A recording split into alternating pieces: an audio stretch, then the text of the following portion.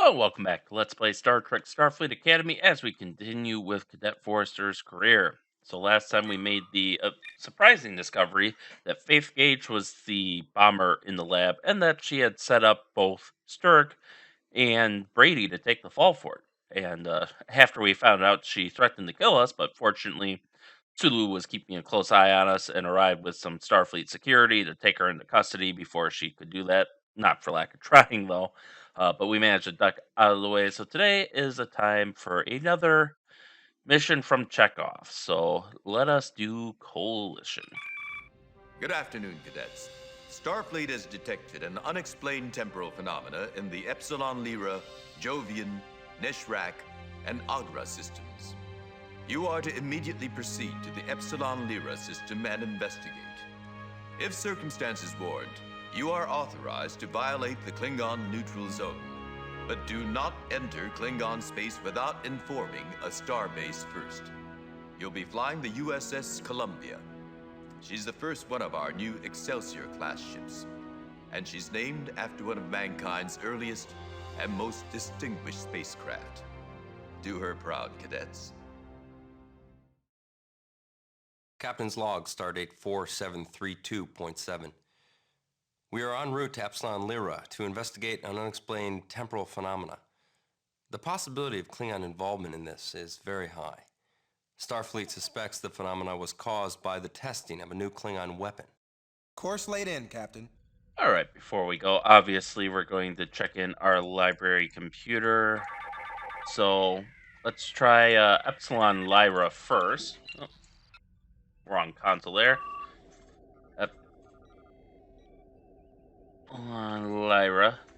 Epsilon Lyra system, an inhabited star system in Federation space that is located near the Federation Klingon border. Let's see what else we got. Jovian, Neshrak, and Argra. So, Jovian system. Star system in Federation space composed of a binary star and 3 uninhabited gas giants. Neshrak system, uninhabited system in the middle of the Klingon Federation Neutral Zone. It has no habitable worlds. Proxima system is related. Federation system near the Federation Klingon border. Proxima 3 is a major Federation colony. And now I forgot what the other system was. Argra. Argra system. Star system in Klingon space. Argra 2 is an inhabited Klingon colony. So before we go to Argra, we need special permission from Starfleet. And that's really all the information we have right now. We got a brand new Excelsior ship. I'm going to immediately make some changes here because obviously things are never going to go well. Why would they, right? Tractor beam can go to 0. Actually, let's do that. And then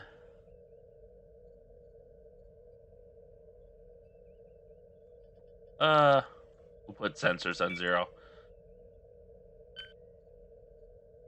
So just prepping our damage control teams. Yellow alert. Let's be cautious. Let's have our shields up. All right, there we go. Shields are raised. So Miss Acton, if you would please engage.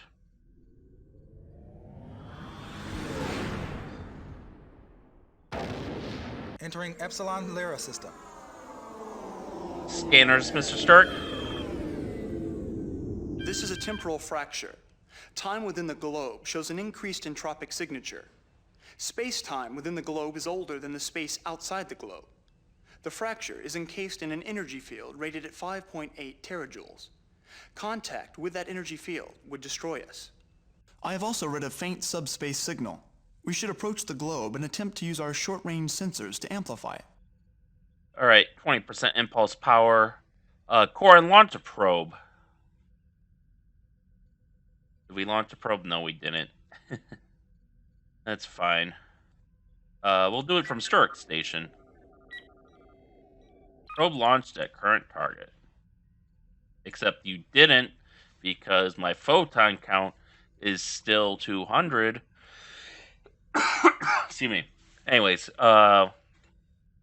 Let's get within 5,000 kilometers, and then we'll have Sturek scan it again. We gotta be aware of the gravity well of the gas giant, too. Interesting that this globe just looks like a great polygon in space.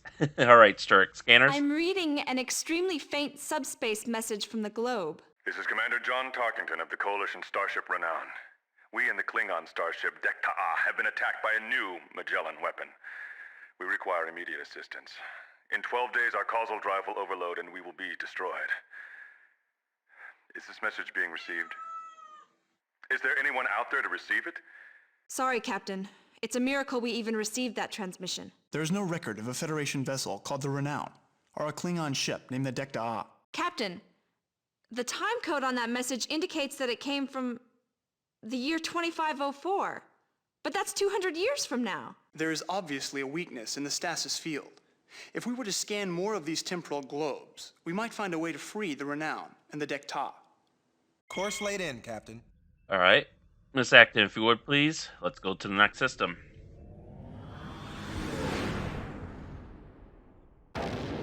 Entering Jovian system. All right, start scanner. So we see there's our temporal globe. Miss Acton, 40% impulse power, bring us within 5,000 kilometers of the globe. And we, Sturek, prepare sensors. We will scan it once we are in range.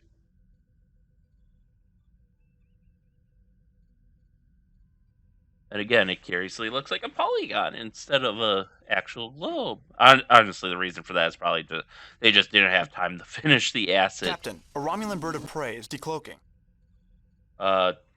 Magia, hail the Romulans. No response, Captain. No response, Captain. Red alert, all hands to battle stations. Sturek, scan the globe while we have the chance. This is a temporal fracture. Time within the globe shows an increased entropic signature. Space-time all right. within the globe is older than the space outside. The fracture is encased in an energy field rated at 5.8 terajoules. Contact with that energy field would destroy us. I have also read a faint subspace signal. We should approach the globe and attempt to use our short-range sensors to amplify it. Increase power to shields slightly. Our shields are pretty strong, so I expect we won't need much. Miss Acton, maneuver us around.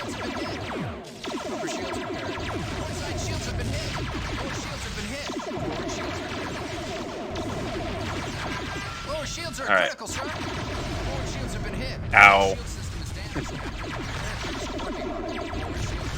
All right, open fire. Shields online.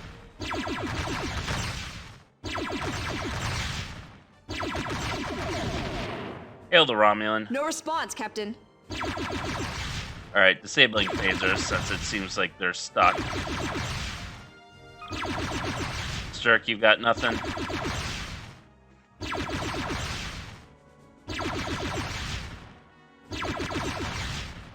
All right, keep unloading into them.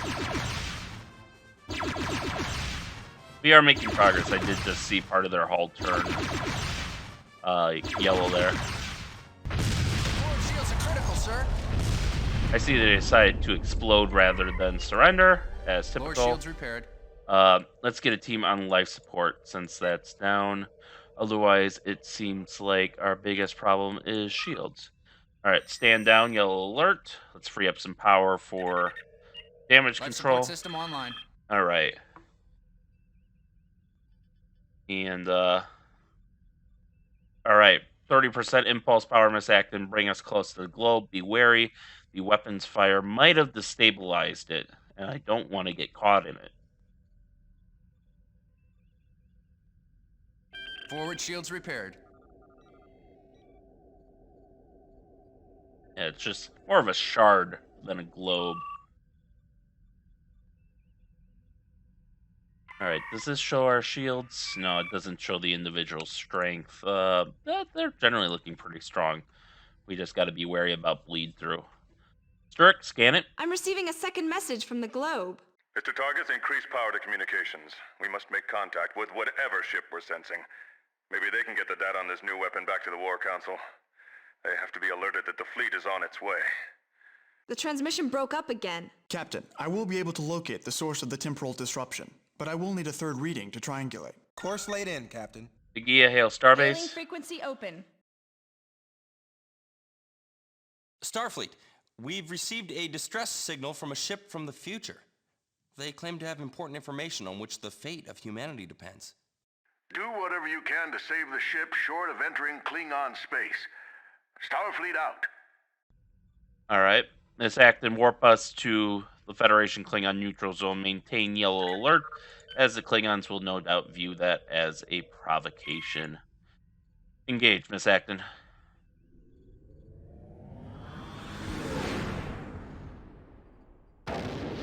Entering Neshrak system. Alright, everyone, keep an eye out for We Klingons. completed repairs on the tractor beam, sir. Alright, full impulse. A Klingon heavy cruiser and a bird of prey are decloaking. Hail the No Klingons. response, Captain. They are returning our hail. This is Duk'Ret of Clan Targat. You do not belong in this system, Captain Forrester. Transmission override from the heavy cruiser, Captain. You have violated the Klingon Neutral Zone. You must be destroyed.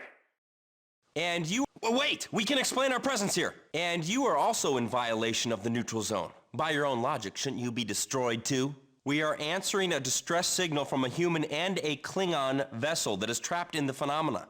We welcome your assistance in this rescue operation. Klingon vessel, the phenomena in the system is a temporal anomaly.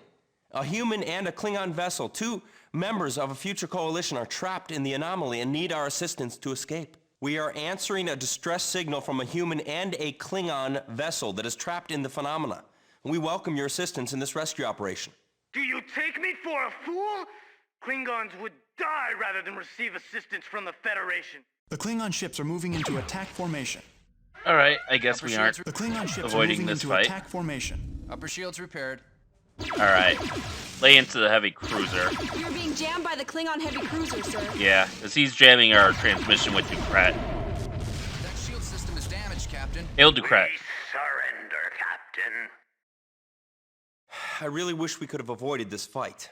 I agree. If you tell us what you know about the phenomena, we agree. If you will make a formal statement admitting that you were the first ship to violate the neutral zone, we agree.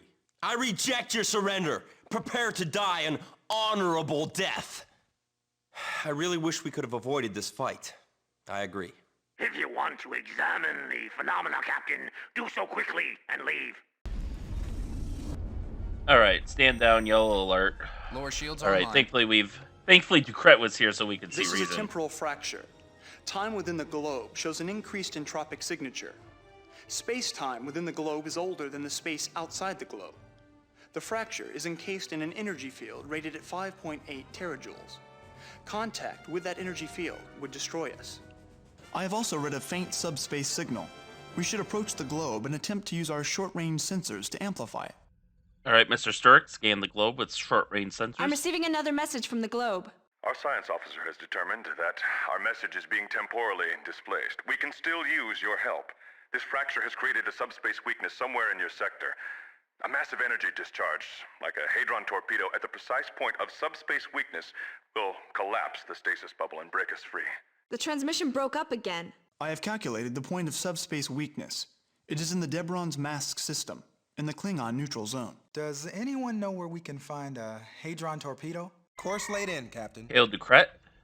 Okay, he's not returning hails. I just wanted to let him know, hey, we're going to another system in the neutral zone, but I guess that's not programmed in. Entering the Debron's mask system. I Alright. am marking the location of the phenomena on sensors. We will need to get to point-blank range to get an effective reading. I am reading a subspace fracture here. It was most probably caused by multiple space-time distortions that we detected in other systems. We might be able to free the trapped ships with a massive energy discharge, but we'd have to detonate our warp engines to do it. We are near the center of the phenomenon. We might be able to free the trapped ships by discharging a sufficient amount of energy, but we would have to detonate our warp engines to do it. Could we call for Starfleet to send an unmanned freighter here and detonate that? I do not believe we have sufficient time, Captain, and we are in the Klingon Neutral Zone. If we self-destruct here, the Klingons will surely capture us. I can't risk that. Contact Starfleet Command. I want someone sent to this system as quickly as possible to rescue us after we abandon ship. Contact Starfleet Command. I'm not going to destroy an Excelsior-class ship. The future will have to wait for a freighter to save it. Let's do it. Prepare for self-destruct. Contact Starfleet Command. I want someone sent to this system as quickly as possible to rescue us after we abandon ship. Captain, I have an open channel to Starfleet. Starfleet, we're continuing on our mission to try to save the ship from the future. We request assistance. We are reassigning the Excelsior to your position. It will arrive in 58 hours. Good luck, Columbia. Starfleet out. Let's do it. Prepare for self-destruct. Identity: David Forrester, Captain, USS Columbia. Destruct sequence: 1. Code 1. 1A. Identity: First Officer Sturek, USS Columbia. Destruct sequence 2, Code 1, 1A, 2B. Code 0, 0, 0. Destruct 0. Time, 2 minutes set. Mr. Brady, transport the bridge crew to the shuttles.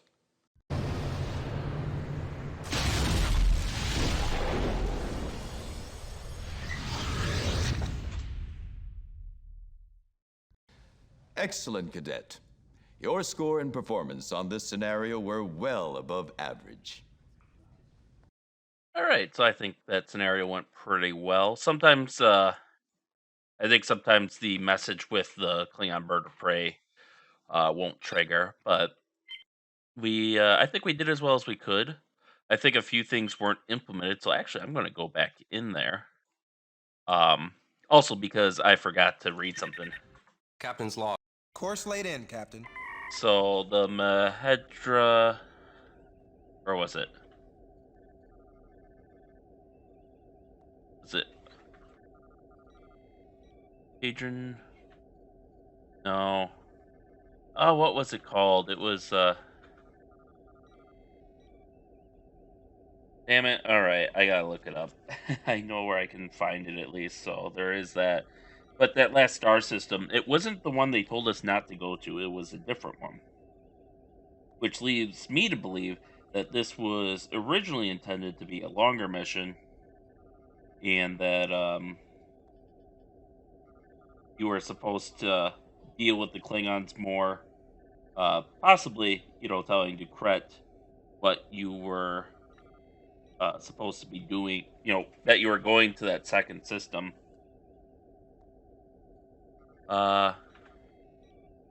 It's not. Yeah, and then this one has the Proxman system as a related entry. So I imagine you were supposed to go there too, perhaps responding to a Klingon intrusion that was similarly investigating the temporal phenomena, thinking it was a Federation weapons test. Alright, Debron's Mask, that's what it was. So Debron's Mask, a failed star system with 3 gas giant planets and no central star. Debron's Mask is located near the Federation Klingon border. Now, as you'll recall, I am curious, so I want to see what they've left in the scenario. So we aren't supposed to go to the Argos system, so let's go to the Argos system. We'll see if that's an immediate fail or not. Captain, that system's in Klingon space. Crossing the border is an act of war. Ah, okay. So they don't let you. They programmed it so you couldn't see whatever was there. Debron's Mask. Damn it! What was the other system name? Neshrak. That's right, Neshrak system. So let's go to the Proxman system since that is a related entry. And I don't see it on our orders, and it obviously didn't come up in the mission, Captain, so... we have no orders to go to that system. No! Okay. Well, I tried. Ooh, what's... Are the... Oh, I wonder if these light blue zones are supposed to be, like, the neutral zones? I would just assume it's all this blank space. Kind of curious who they would be. I think, like, these guys would be Gorn. I don't know who these guys would be. Or these guys, maybe just like some Federation species colonized some planets, humans, Tellarites, whatever, but just didn't join the Federation, so it's like unaffiliated space. It's also worth noting how much bigger the Federation space is than... Curiously, they show the Klingons being the smallest of the 3. Normally, when I see this stuff get depicted. The Federation's obviously the largest, followed by the Klingons, followed by the Romulans. So interesting to see it play a different way. But all right, so we're just going to exit that mission. I was hoping to dig up perhaps a little more hidden content, but no, the script writers did their job and they programmed it in, so you couldn't just go there. But yeah, I think obviously the scenario was supposed to be longer. I think you were supposed to visit both the Proxima and the that Klingon system. Perhaps dealing with again a similar Klingon incursion, investigating the phenomena. Maybe there'd be a explanation as to why the two Romulan ships just started showing up, blasting everyone. It's like, oh, we need a combat encounter. Here, have some Romulans. They don't talk, so just kill them. Like that. That's kind of a problem with parts of this game. Is they're just like, oh, we got to squeeze a combat encounter in here. And it's like it's not needed, but um, but yeah, I imagine maybe eventually you'd have to go to Klingon space to to finish like locating the source of the signal, and then you'd go to that other system and then detonate your core. But still, though, kind of a fun mission. Wish like to know a little bit more about this coalition between the Federation and the Klingons. Probably, which actually the timeline it's a little bit off, but it almost fits in with the alliance from Star Trek Online, which has the Federation, Klingons, Romulans, and the non-evil parts of the Klingons, Romulans, Cardassians, Dominion, et cetera, all coming together under the banner of a unified alliance to deal with. I think it ended up being the Iconians coming back from the dead and trying to kill everyone, but uh, I don't know. That storyline got a little messy, but yeah, I think we could just pretend the coalition was that. But in any case, I think that will conclude our scenario for today. So next time we'll dive back into the main campaign. But until then, thank you all for watching and stay tuned for next time and stay safe out there. And we'll see you then.